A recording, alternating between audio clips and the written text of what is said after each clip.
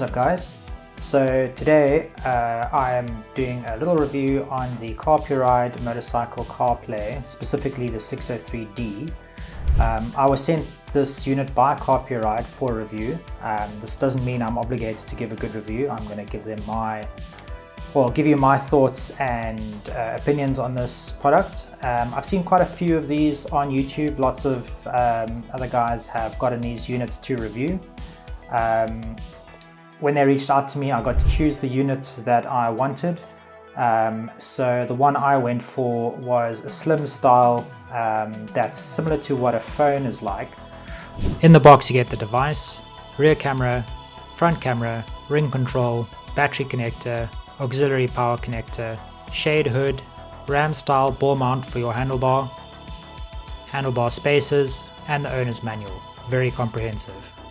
Okay, so we are here at the bike, and I've just roughly mounted up the device just to show you how it's going to look using the ball mount, and the wires are coming out the bottom. So what I'm going to do is I'm going to run them under the tank and to the battery. But I wanted to show you something quickly. With the supplied USB cable, what you can do is if you plug this into the power, I actually have a USB port just down here that runs 12 volt from the battery, so I'm just going to plug that in quick. And now if I turn on the bike, it'll take a few seconds, and there we go, it starts right up. So if you have a 12 volt socket on your bike somewhere close to the front, you could quite easily run this with a removable power cable if you wanted. But yeah, that's a pretty cool option. It took me around about 2.5 hours to do it, just because I wanted a super clean installation. Went with a straight mount straight onto the back of the unit. There we go. The rear camera I placed over here. Looks quite discreet. And then the front camera, pretty cool, just put right there. Then I added the little ring control. One thing to note is that when you connect directly to the battery, the unit comes on and stays on constantly. So even if your ignition isn't on, the unit will come on, which obviously is not great because it will drain your battery. And if you do it like that, if you hold down this button for 5 seconds, it will turn off. But that's super annoying because if you forget to turn it off, you're going to drain your battery. So what I did was I actually tapped into my 12 volt over there. There's a cable that runs through here. And what I did was I ran the power cable around in here, and then I just found the plug where it goes into the ECU, and just soldered the black and red onto that plug. So now it's switchable with the bike, which is pretty cool. Okay, so now we're going to turn on the bike and start connecting to the unit.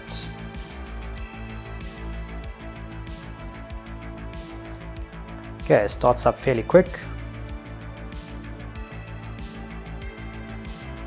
You can actually change the screen as well, which I'll do a little bit later.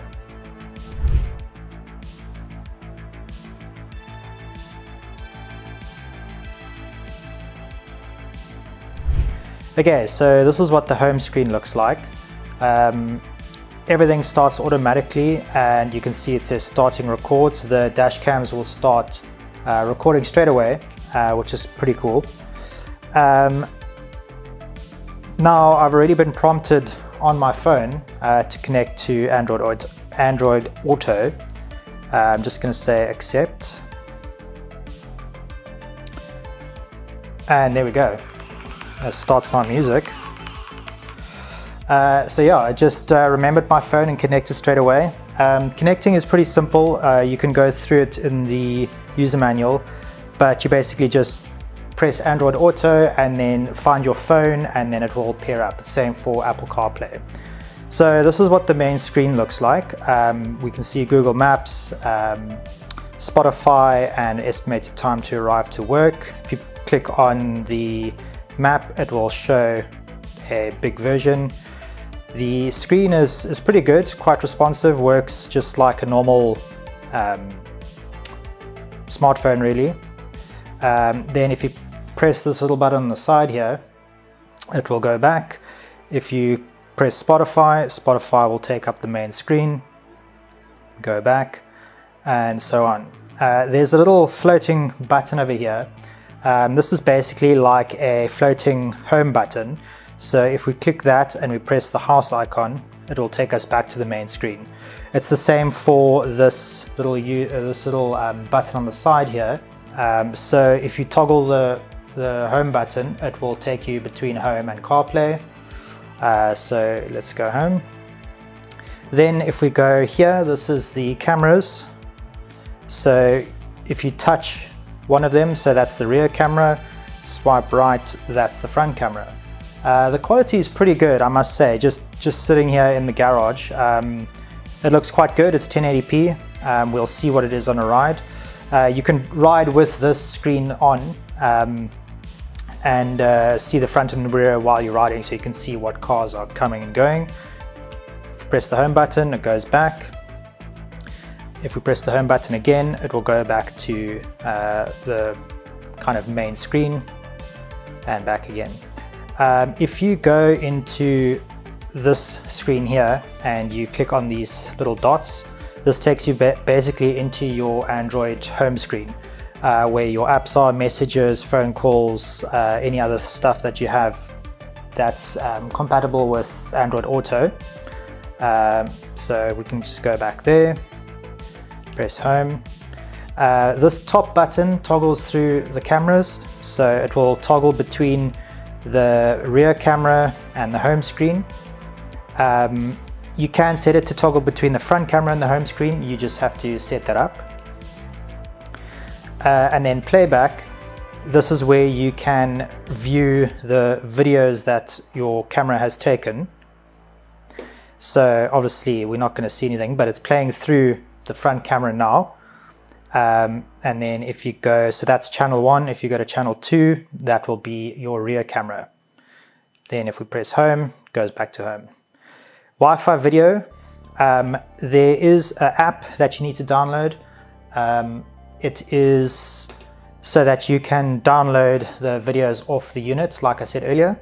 You also have your time, your record, your Android Auto status, your memory card, your Wi-Fi status, and your battery voltage, which is showing 11.2.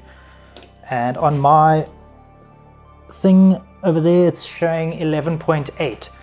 So it might just be the extra draw that is going through. So in your settings, so you've got brightness, you can set it auto brightness or whatever brightness you want. Assistive touch, this will be with gloves on. Actually, let me just test that right now. So I have the Alpine Stars Sealer 3 that has a touch pad on the finger. So let's just see how that works. On brightness, yeah, so it works pretty good. Camera, you can swipe. So the glove works pretty well. Okay, so your camera, you've got your formats. There's different resolutions here: 720p, 720n, 1080p, 1080n. I had it on 1080p earlier, and I was getting errors with the feed from the video. It was all scrambled up and like kind of glitchy looking. So I kept it on 1080n, and then the record resolution I kept on 1080p. Split time, I'm not entirely sure what split time is, but I think it's, actually I don't know, I need to check the manual for that. Microphone, it records sound from the unit. Camera direction, you can change the orientation of the cameras, which is quite cool. Then your system, so you can change your language, your screen rotation, so you can actually cycle between, like I said earlier, your landscape or portrait modes. Date and time, obviously just sets your date and time.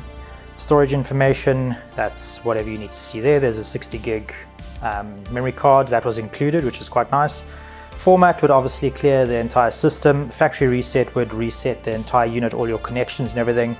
Firmware version, this is obviously what you're running. You can check if there's been any firmware updates and if you want to update the unit. So we can go back home. So on the side here, you've got your home button, your brightness button, your Bluetooth button. So you can record, you can connect your Bluetooth headset to the unit and then to your phone. So when you're listening to music, you can obviously change tracks like that.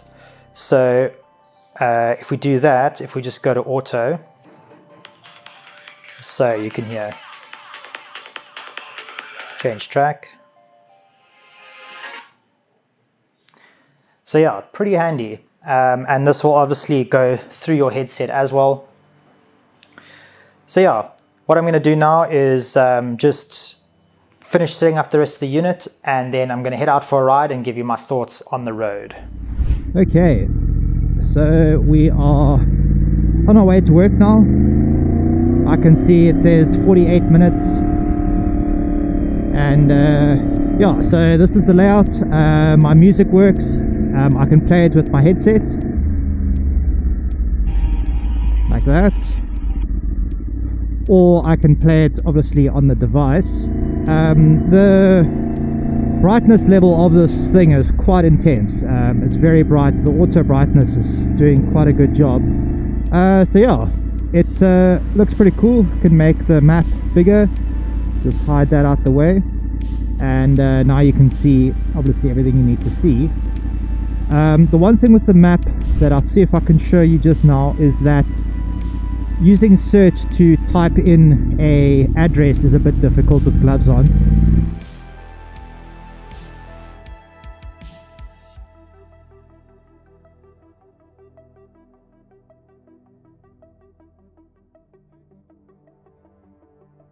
So if I press the home button, as you can see, I have to take my hands off the bar to use this thing. It should actually be here, but obviously this is in the way. So let's just stop here quick. Nice XR. Okay, so we can go back to the main view. Then if we press the home button, you have your rear view camera. Oh, actually that's the front view camera facing forward, which is pretty cool. Then if you press that, you have your front and your rear camera. If you swipe, so that's front and that's rear. And I must say, it looks pretty damn good. I mean, as good as a 1080p camera can be. Yeah, as far as cameras go, honestly, it's good enough, especially for what its intended use is, which is a dash cam. So if you're a commuter and you commute every single day in heavy traffic, this feature would be great. The nice thing about this is that the lens is a super wide angle lens. It's very fisheye, and you can almost use it like a blind spot checker. So during my testing yesterday, you can actually see people in your blind spot that you can't see in your mirror.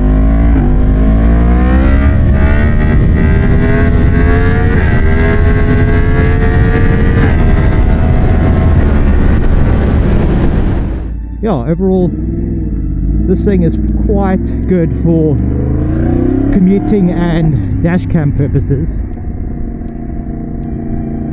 Let's see.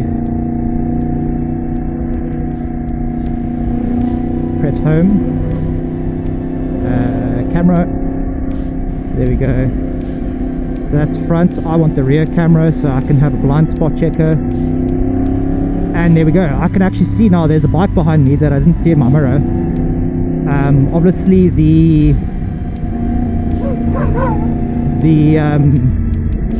distance is going to be off because of the fisheye. So the guy's much closer in my mirrors than he is on camera. So that's just something you need to be aware of. He looks far away on camera, but in your mirrors he's quite close. So obviously don't use it as a actual mirroring device. Just use it as a checker. Okay, so sorry, I got it wrong earlier. to switch between the screen you're on and the previous screen, so your camera for example, is the top button, which is obviously the little circle thing. So you can switch between your map and your rear camera, which was the last one I was using, and then back to your map. Home obviously takes you home to your home screen, but yes, if you want to quickly switch between your map and your rear camera, you just press the little recycle looking button, and it will go there. Okay, so I'm going to show you how to download the videos from the unit now. So you're going to turn on the bike, and the app you need is in the manual. It's called Videur or something, or Videur. So you're going to open that, and when the bike starts up, let's wait for it to load. We're going to press Wi-Fi video, and you say confirm. And it's going to give you a code to download the app, which you can just do, and then this is what the app looks like. So I'm going to say connect. Let's connect to that. Okay, so there's the camera on the unit, and then there's the camera on the app. So this is just saying internet may not be available. You just say connect this time. Okay, then you can see your camera here, and there's a whole bunch of other settings, GPS and whatnot, but that is only for the Pro version of the app. What you can do is you go to camera files, and then all of your files from your ride are here, and then it will say F and B, so front and back. So here's front camera from earlier, just playing quite decently, and then back camera from the same time. So yeah, you can just go through all of this footage, and then there's a little download button over here, and then you can just say download, and then it starts downloading. So this file is 463 megabytes, which is not too bad, considering there's like hundreds of files on this card, and it's a 60 gig card. If you put a 128 gig or something in here, you could obviously store more video files. But yeah, you can download this and then use it for whatever you want to use it for. And then let's cancel that. And then you can just take screenshots or delete the files or clear your card or whatever you want to do. And yeah, it's pretty much that simple. Okay, so I've spent about a week with the unit now. I've done a couple of rides, done some commuting, and I just want to give you my general thoughts about this unit. So overall, it's pretty cool. I'm actually quite enjoying it. I like not having to have my phone mounted to my bike. Everything routes through Android Auto, which is super cool. I've done voice notes and phone calls with my headset, listen to music, all that kind of stuff. So yeah, I'd say it's quite good. I do have a few little questions I've just written down that I'm going to answer myself. So the first one is, would I buy this with my own money? So initially, I've always been skeptical of these units, just because I thought, like, what does it do that a phone doesn't do? And after using it and experiencing it, I would say yes, I would actually buy one with my own money. Would I have bought one if I hadn't had this test unit? I'm not sure. It's quite expensive, so you really need to be kind of like a power user to want this kind of device. If you do a lot of touring, if you do like a lot of commuting, you commute every day, rain or shine, you like your music or your stuff like that, then yes, I definitely think it's worth the money. Would I buy one? Probably not, because I only commute 2 days a week, and I pretty much only use it for music. And then other times that I use my phone for maps is when I'm doing a random errand to somewhere that I don't know, or if I'm going out somewhere further. So bit of a roundabout way, but yes, I would buy one if I was a full-time commuter and a power user, but in my current riding style, I probably wouldn't buy one. I'll just stick to my phone. So yeah, that's what my thoughts are on that. Value for money. I actually think the value for money is really high. For $300, also you get 30% off with my discount code, so it's even lower than that. For $300, about 6,000 Rand. It's an expensive gadget, but like I mentioned now, if you're a power user and you commute a lot and you use the functions like maps and music, phone calls, messaging, all that kind of stuff, then it's definitely worth it.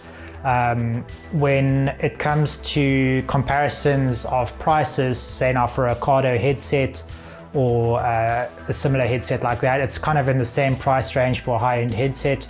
So if you pair this with a headset, you're pretty much sorted for everything. So even though it's expensive, I feel like the value for money is really high for the features that you're getting.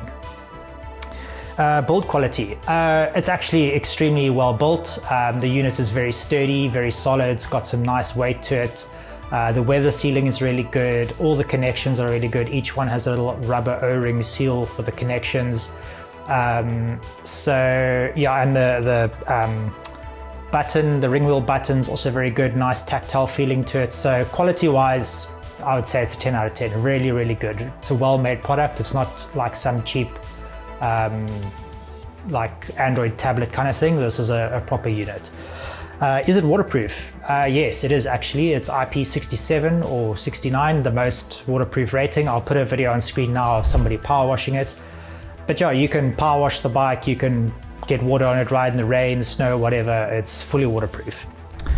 And then yeah, my conclusion. I think this unit is great. I'm very grateful that Carpuride sent me one for review.